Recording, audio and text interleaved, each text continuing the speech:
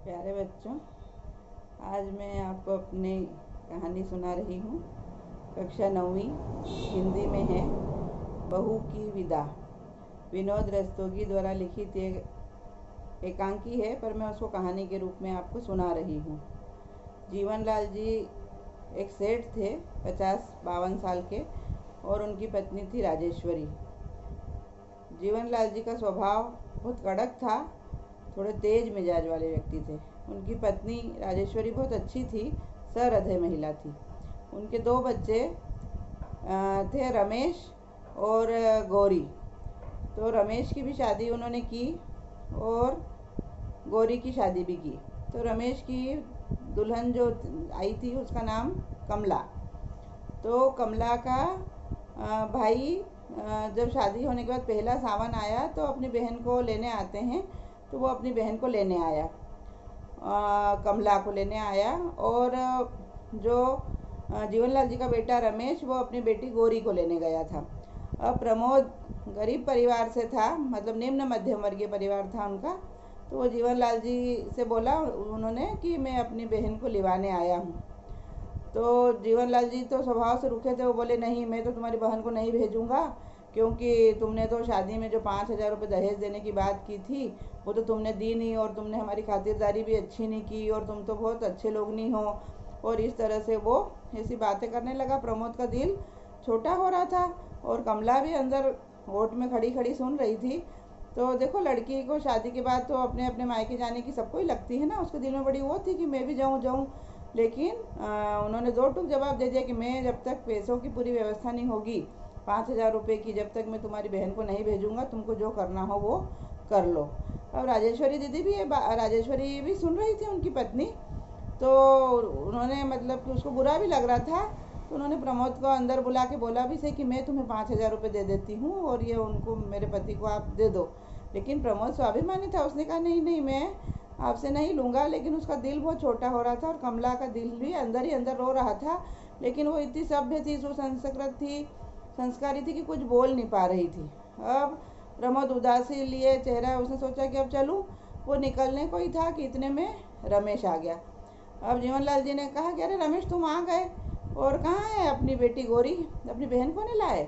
तो रमेश ने कहा कि अरे पिताजी, उन्होंने भेजा नहीं गौरी को। उन्होंने कहा कि तुम्हारे पिताजी तो इतने पैसे वाले थे और उन्होंने भी हमारी आवभगत बराबर नहीं की। और उन्होंने कहा जब तक हमको, मतलब आप भी, उन्होंने पैसों की मांग की है कि जब तक आप 10,000 रुपये वापस से नहीं दोगे तब तक हम अपनी बेटी को नहीं भेजेंगे। जीवनलाल जी ने कहा, अरे मैंने सब कुछ तो किया, उनको सब बढ़िया से स्वागत किया उनका, और बहुत अच्छा देन लेन किया, सब कुछ तो किया, फिर भी कैसे लोग हैं और उन्होंने मेरी बेटी को नहीं भेजा। और उनके दिल के अंदर एक दर्द हुआ। जब बात अपने ऊपर आती है तो अपने को थोड़ा दर्द हो जाता है। उनको लगा बाप रे, मेरी बेटी नहीं आई। और उसी वक्त फिर उनके दिल में ऐसा भी ख्याल आ गया कि मैं भी तो मतलब अपनी बहू जो प्रमोद की बहन है उसको मतलब भेजने के लिए मना कर रहा हूँ। तो उनके अंदर का जो एहसास था, पितृत्व था, वो जाग गया। और उन्होंने प्रमोद को कहा कि बेटे मुझे माफ़ कर दो, मैंने मतलब तुमको अपनी मतलब बहन को ले जाने से रोका, तुम अपनी बहन को ले जा सकते हो। और कहा कि मतलब उनको गौरी नहीं आई थी तो बुरा लगा। फिर रमेश ने इशारे से गौरी को अंदर बुलाया। गौरी आ गई थी, लेकिन रमेश अपने पिताजी को सबक सिखाना चाहता था। तो जब मतलब कि उनको एहसास हुआ तो उनको समझ में आ गई। तो बच्चियों, तुम मानो नहीं मानो, अभी भी हमारे समाज में मतलब चाहे वो उच्च वर्गीय परिवार हो, मध्यम वर्गीय हो, गरीब हो, दहेज की जो प्रथा है वो अभी ख़त्म नहीं हुई है। तो इसका मतलब हमको मतलब इसे मानसिकता बनाना पड़ेगी सभी लड़के वालों की भी, कि भाई लड़की भी अनमोल है और वो कोई मतलब खरीदी बिक्री की वस्तु नहीं है जो उसके मतलब कि दहेज देना पड़े, या लड़की हो के उसने कोई गुनाह नहीं किया। और बच्चियों, तुम्हारे लिए तो ये संदेश है कि तुम अपने आप को इतनी सक्षम, मजबूत और आत्मनिर्भर बना लो कि हमको हमारे मतलब कि जीवन के अच्छे अच्छे फैसले मतलब हम ही खुद ही लें। तो इस तरह से तुम मतलब कि अगर इस बात में सक्रियता से जुड़ जाओगी तो कोई सी भी समस्या का जीवन में सामना नहीं करना पड़ेगा।